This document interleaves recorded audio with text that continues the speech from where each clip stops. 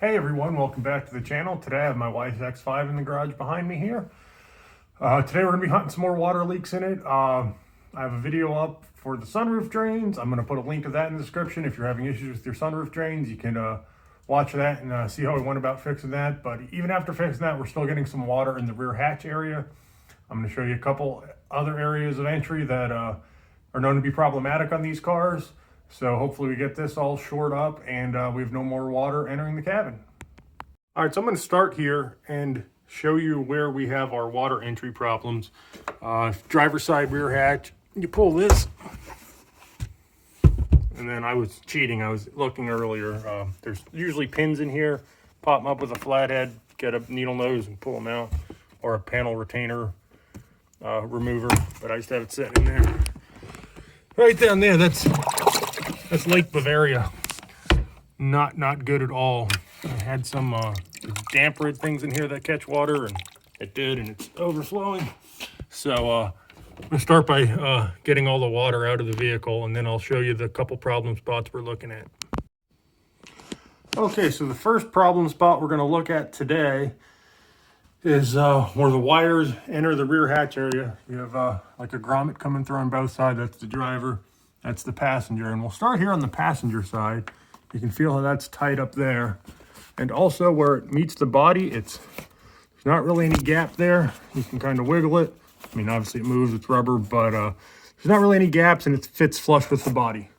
But when you come over to the driver's side, that's tight up there. But when you look down in here, you can see there's just a large gap there. You can kind of move it around. So that's water getting right down there.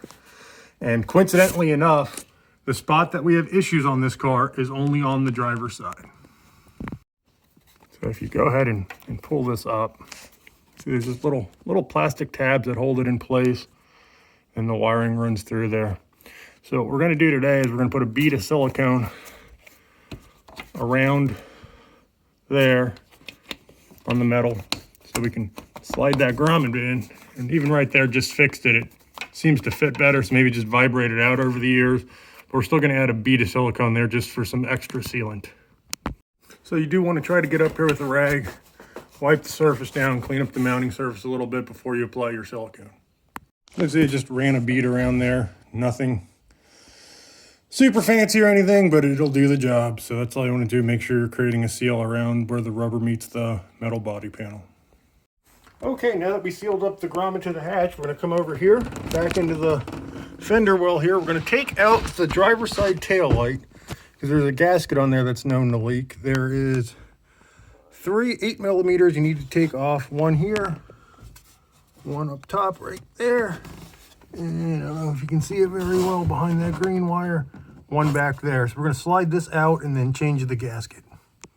So once you get those 3 out, you want to slide the tail light out like so. And you have to pull out this one wire. Oh, there's a couple wires on here that you want to unplug.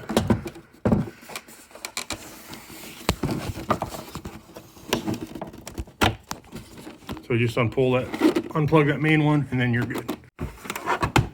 So here's the gasket. You can see there. I don't see any tears in it or anything. I mean, it's old. It's old as the car, so you're going to want to just pull this old one off.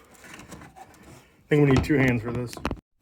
All right, so I got the old gasket off. It came off in pieces. I think it's kind of dry, and maybe that could be part of the problem.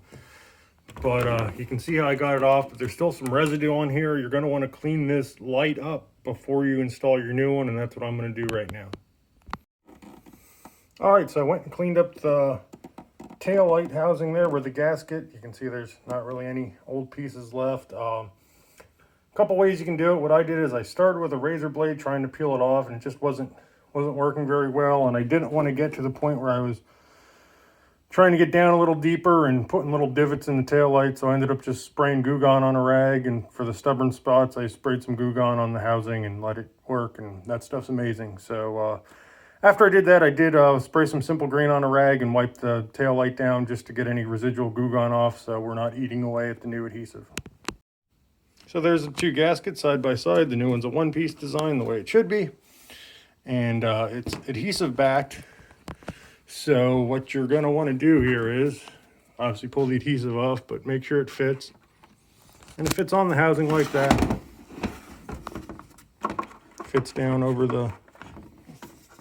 So you're going to pull the adhesive off and then fit it to the housing like that. I got this off FCP Euro. I think it was 25 bucks. They sent me 4 stickers. So to me, that's a great deal because they must know I like stickers. So after you install the new gasket, this is what it should look like. We're going to go and put this back on the car. One thing to keep in mind when you are installing the taillight on this car is that little tab there, a little button, whatever you want to call it. And when we look at the taillight housing, there's a little slot that slides into and locks into place. You need to make sure that's lined up when you're pushing the taillight in. So after installing the taillight assembly into the vehicle, put the plug back in. I did that when I was putting it in. Put these last 3 bolts in. The nuts rather that you took off earlier. They're like 2 foot-pounds, so like almost no. Don't be cranking them down. Don't be crushing the gasket. Make sure you go around in a circle there and tighten them down kind of evenly, just so the gasket compresses nicely. So you tighten those up, put your panel back on, and you're good to go. All right, so that's going to wrap up today's video on the X5 as we were addressing some common water entry issues into the rear hatch area. Hopefully found this video helpful. One thing I did forget to mention when you're installing the taillight back in the vehicle, to clean the mating surface where the gasket meets the body of the vehicle too. Anytime you're putting gaskets on, make sure mating surfaces are clean. But other than that, hope you found this video helpful. Thanks for tuning in. While it's in the garage here, I'm going to be repairing the rear air suspension on it. So stay tuned for a video for that. Racing season's coming up, so we've got a lot of stuff to be looking forward to here lately. Thanks for tuning in. Hope you enjoyed the video. If you did, give us a thumbs up. Hit the subscribe button, and maybe I'll see you at the track here soon.